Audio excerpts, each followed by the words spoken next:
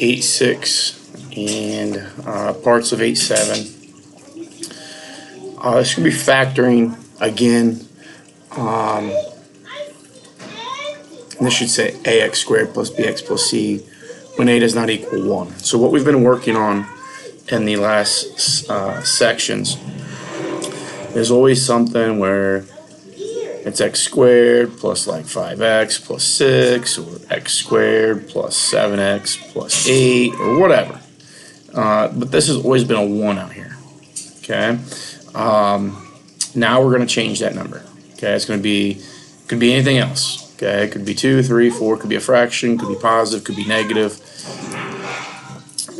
And there's a couple approaches that we're going to first try. Okay, the number one thing you want to try to do is see if everything is divisible by that number. Okay, so if I've got this example here, if I can divide everything by 2, that's what I'm going to try to do. Okay, and remember, we're factoring something out here, so I don't want this 2 to disappear.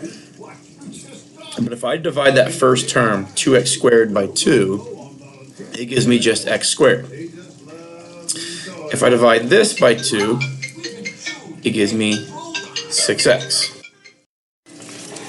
And then dividing this 10 by 2 will give me 5. And now at this stage, this thing can be factored further, like we've done in section 8.5 and 8.4. I can now rewrite this as x. The two factors I'm looking for I multiply together give me 5, and add to give me 6 are those two. Okay, but I still have this 2 out there. So this is how that factors. So now it factored. Remember, if I take any number, let's say I take the number 12. Well, sum of, I can factor 12 down to 4 times 3, but I can also factor 4 down to 2 times 2. So when I talk about developing the factors for these things, it doesn't always have to be just 2 things that multiply together. Here, you're seeing that it turns into 3 things that are multiplied together. Just like here would be 2 times 2 times 3 to get to 12. So that's the first thing you want to do. And I'm going to refer to that as dividing by a, okay, and hopefully a is a GCF, okay, and that's going to be the easiest approach when obviously a is not 1. The other method, when that doesn't work, okay, so let's say this was like a 3 here, okay, so the first one would be divisible by 3, 12 would be divisible by 3, but 10 is not divisible by 3. So what would we do in that situation? And this is called the AC method. And I'm just going to kind of, you don't need to know how to do this, but I want you to see at least this here with these generic terms, but I want you to see why we go through these steps, okay? So when we have something like this, ax squared plus bx plus c, okay, we know that that is going to factor down to something like this, 2 binomials, okay? Now we don't know what the coefficient for this first x is, we don't know the coefficient of the second x is, okay? But if I go ahead and FOIL this right hand side out, okay, so I go dx times fx, that's going to be df x squared. If I go dx times g, it gives me dgx, or dxg, how you want to say it. If I go e times fx, it gives me efx. If I go e times g, it gives me eg. Okay, so now what happens is if we look at these two here, they both have x in them. Okay, so I'm going to take those two and factor an x out of them. So it gives me dg plus ef. Okay.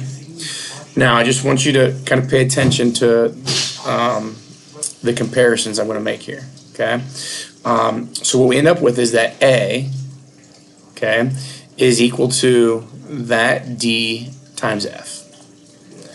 We get this b equal to dg plus eg. And our C is this EG. Okay, and that's kind of what I wrote down here. It says thus A is the same as DF, B is the same thing as DG plus EF, and C is equal to EG.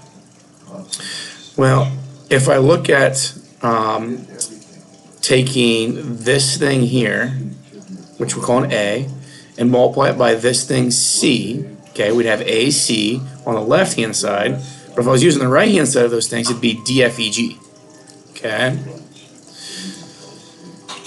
And if we think about those, and we can reorder them, I'm going to reorder them this way. If I think about DG and EF, those are the terms that were the sum right here, okay? So what we're going to do is, when the process that we go through, I'm going to tell you we're going to multiply the A and C terms together and try to then take that product and come up with factors of that product that add to give me the B term, okay?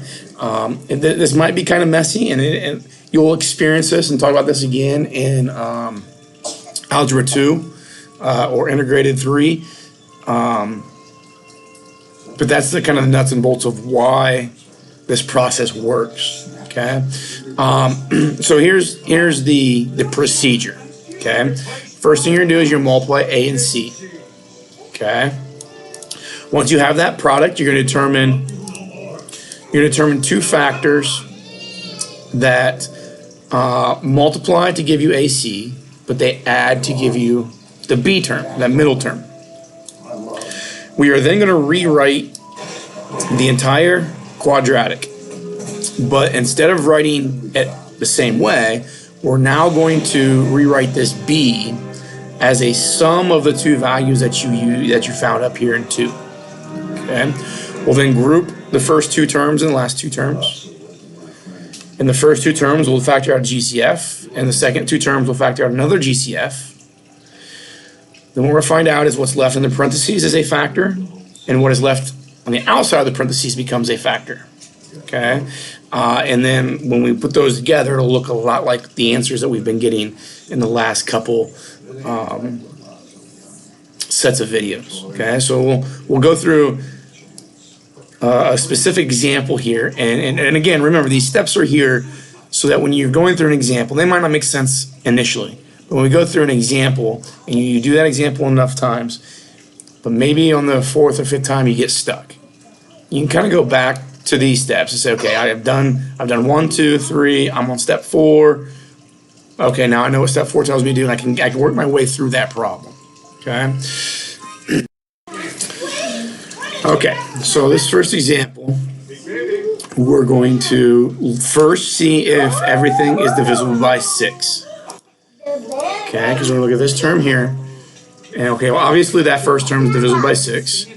But 23 is not divisible by 6. And what I mean by divisible by 6 is that I get a whole number quotient. Okay, so I don't have that here. So that technique of a GCF there does not work. So then we're going to go to what we call the AC method. So I'm going to say, I'll figure out what A times C is. Remember, this is A, and that's C. So it gives me 6 times 7, which is 42. Okay? Now I'm going to try to think of two numbers that multiply together to give me 42 and add to give me 23. Okay? So you can sit and you can do the same thing, that 1, 42 process, 2, and then 21. You can go 3 and 14. You keep doing that. Okay? But I see 2 and 21 right away. If I add those together, that gives me 23. Okay, so this is the same process that we were doing in section 8.4 and 8.5. Okay, but instead of doing it with just the C term, we're now doing it with the AC amount. So those are my two numbers I'm going to use. So this is the practice. You are going to write that and that exactly as they are. You do not change those. So I'm going to say 6x squared and then plus 7. Okay, but now this thing in the middle, this 23x, you are going to now, and it doesn't matter the order, you're going to take those two numbers and slap x's on them and write this way. Okay? And again, if this is going to work, That does not matter the order. This could have been 21x here, and this could have been 2x. It doesn't, it'll work either way. So what happens here is this is still 23x. Okay, it's just a little bit of a convenient way to pull that 23x apart. And you can't just haphazardly choose any two numbers that add together to give me 23x. Okay, so for instance, if I go 6x squared plus, I don't know, 5x plus 18x, that's still 23x. Okay, but the next step that we're going to do here would not work with this. Okay, so this structure right there is very, very important. So you can't just choose at random what you want that 23x to be written as. It has to come from this A times C approach. So the next step is you're going to put parentheses around that and that, first and second terms. You're then going to take another set of parentheses. Let's get a different color here. You'll put parentheses around that and that. Okay, when you do this, make sure that this sign here is included in the second set of parentheses. And now the process is to think about what will divide both of these. Well, 6 and 2 are both divisible by 2, and they both have an x in them. Okay, so again, we're looking for, essentially in these red parentheses, the GCF for those red parentheses. Okay, and that will then give me 3x here. I'm going to divide 6x squared by 2x gives me 3x. Take 2x divided by 2x, and it leaves you plus 1. Okay, I'm going to do the same thing over here. Okay, but I'm going to look at what they have in common. Okay, well, 21 and 7 are both divisible by 7, so, and it's a positive 7. Put plus 7 there, and then I'll divide 21x by 7, and it gives me 3x. And I'll divide 7 by 7, and it gives me 1. If this works, if this is done correctly, that set of parentheses and that set of parentheses should have the exact same information inside them. And that's what we're looking for. Okay, so the next step is to take the things inside your parentheses and you write them down one time. Okay, so now we're done with the set of parentheses, the information that's in those. Then you look out in front of the parentheses, the 2x and the plus 7, and they become a second factor. And this is our answer. That is the factored version of what we started with. And how can I check that? I can FOIL. So to check this, we can FOIL. So I'll take 3x times 2x. And that'll give me 6x squared. And then 3x times 7 gives me 21x. 1 times 2x gives me 2x. And 1 times 7 gives me 7. And we see that those are going to add to 23x. And we get back to what we started with. So we know that this is the correct version of what we started with, just in a factored form. So we'll do another example.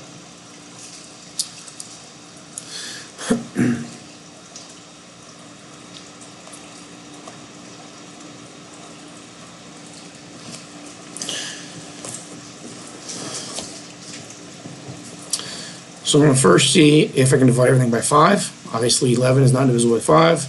So then I'm going to take this number times that number. So it's the A times C, which is 5 times 2, gives me 10. So now I'm going to think about numbers that multiply together give me 10, but have to give me 11. 10 and 1 do that. So now I'm going to go 5x squared plus 10x plus 1x plus 2.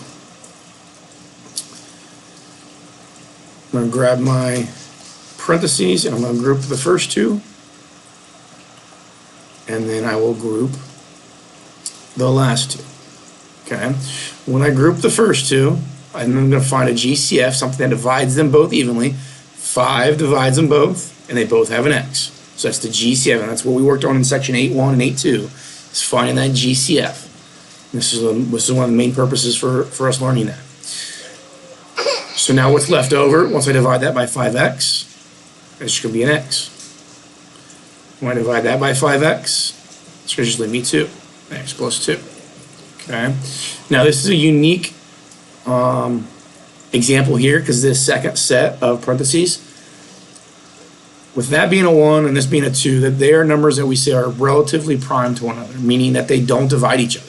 Okay, they don't share a GCF. If you find that you have two numbers in either set of parentheses that don't have a GCF, then the number that will divide them both always is 1. Okay, so when I do that, if I divide this 1x by 1, I get 1x again. And if I divide 2 by 1, I get 2 again. And what you see happening here is if I do that, I still get in these parentheses the same information.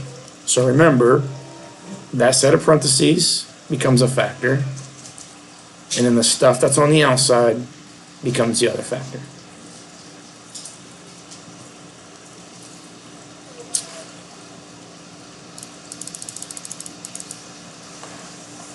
Get the next one. Okay, we've got a 3 here. So try to divide everything by 3. It does not work. Okay, that 4 is not divisible by 3. So we're going to do the AC method. So A times C. So we're going to go 3. Now it's times negative 15. And that gives me negative 45. So now I'm thinking about two numbers that multiply together give me a negative 45, but add to give me a positive 4. So those two numbers would be, what, 9 and 5? And the 5 has to be negative.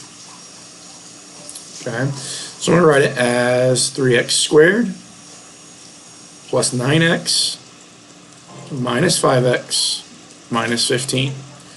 Remember, these two numbers become those two. Okay, so now when I group,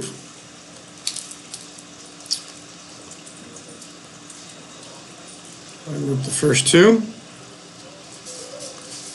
and we'll come to the back two, and this is where putting that sign and make sure that's in the parentheses is very important, especially when that's a minus. So we'll look at the factor, the GCF of the first set of parentheses. So 3x divides both those. It's going to leave you just x plus 3. Now when I look at these, okay, 5 divides them both, but it's going to be a negative 5 that we want. Because when I take a negative 5x and divide it by a negative 5, it's going to leave me the 1x that I had over here that I'm actually looking for. Divide negative 15 by negative 5, then gives me my positive 3 again. So that again and that again are the same. So then that obviously becomes our first factor, x plus 3. And then this part out front and that part out front go together as a second factor. Okay. Remember that this is being multiplied together, so you are allowed to write this as 3x minus 5 times x plus 3. You can flip-flop them. X plus 3, you can flip-flop them, do the same thing. Do this last one.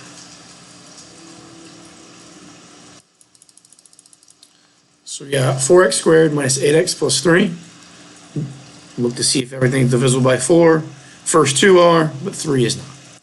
So again, A times C, 4 times 3 is 12. So now I'm looking for two numbers that multiply together to give me 12, but add to give me a negative 8. I think a lot of you are probably going to see 2 times 6 multiplies to give me 12. They add to give me a positive 8. If I make them both negative, still going to give me a positive 12 when I multiply them, but add now to negative 8. So then we'll go 4x squared minus 2x minus 6x plus 3. Group the first two, and then group the back two. So we group the first two, and you see that there's a 2x that divides both those. And it's going to leave me then 2x minus 1. If I look here, they both divide by a 3. Okay, so I'm going to write a plus 3 here, and I'll just kind of show you what happens here. If I go plus 3, this gives me negative 2x plus 1. So I saw they both divide by a 3, but when I do this, notice that the signs in that one and the signs in that one are essentially opposites. So what I want to do, if that ever happens, you're on the right track. It's just that you divided by a 3 here, and it should have really been a negative 3. Okay? What you're going to find out is that this sign right here is always the same as that sign right there. If you go back through all the examples we just did, that is consistent. So I'm going to factor out a negative 3. If I factor and divide negative 6 by negative 3, gives me 2x. And take a positive 3 divided by negative 3 gives me negative 1. So now you see that those things in the parentheses are the same. So 2x minus 1 is a factor, and then the 2x minus 3 is also a factor. I think it's important maybe to see at least one example here where we kind of mess these up, like these two. I wrote negative 2x minus 6x. Let's write it as minus 6x minus 2x plus 3 and see if anything changes. Group the first two, group the last two. Look at what these both divide by. They both have a 2 in them, and they both have an x. 2x or 4x squared divided by 2x gives me 2x. 6 divided by 2 gives me 3. Okay, and the x's would cancel, so 2x and 2x minus 3. If I multiply it, just a quick thing, if you multiply that back out, you should get back to that. We do. Now look at this one back here. Okay, that looks very similar to this. Like I said, that sign right there is going to be the same as that sign right there. So I'm going to put a minus here. And now what do they both share? What divides 2 and 3? The only thing that divides 2 and 3 is the number 1. So if I take negative 2x and divide it by negative 1, it leaves me 2x. Take 3 and divide it by negative 1, it leaves me negative 3. So now the things in parentheses are a factor. And the things that are on the outside also become a factor. And you can see then that you get the same thing either way that you write those two terms as you replace your b value. I'll stop there. We'll pick up with these special cases on Monday.